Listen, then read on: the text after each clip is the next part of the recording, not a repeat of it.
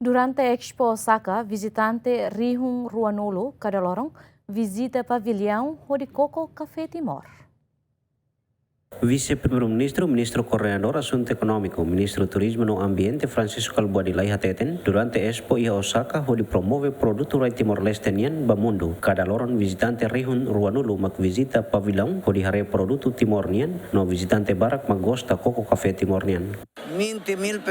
pessoas por dia, cada Rihun Ruanulu, visitante mais italian fati, mas maioria ser mais Expo Osaka né. Italuri itaniang sasang de rikusoi lubukida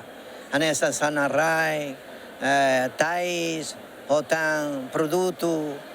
italian kata industri ki knebe maka mais eliksa mobara atauru oikusi hotais musi município sanu resintolo ni hoto inclusivamente atauru imbelahare além disso durante fulanene e a seminário Lubukida Internacional e IDAMA organiza o Ministério Petróleo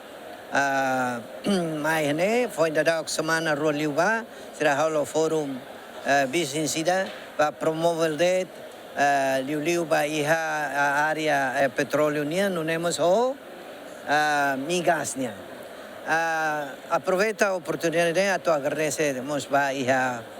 Presidente da República, Dr. Ramos Horta, Nebemaka, durante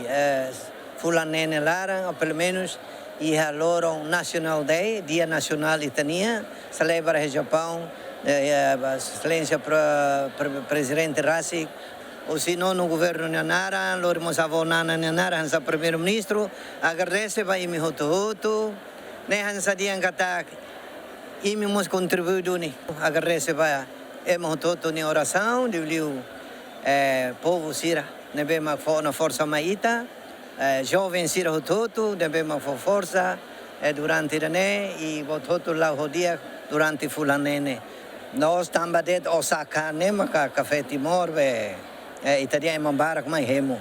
O local lembra em 2015 e a Milão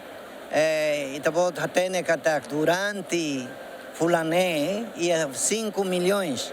italianos iram também visitantes barbaram um café não temos nessa ita agora durante Fulané kata staff sira nembe mak serviço né por dia é uma riun ronulo mak liu sine para mai coco de café só que café mak hotona o hing hotur mata na café la tota diana deve ita continua a promover o café Timor anessa rikusoi da nebe makita iha. Expo iha Osaka Japão ne halau durante fulang nen no nasang nebe participa hamutuk atu sida wal nuresen Lamberto da Silva Jemen.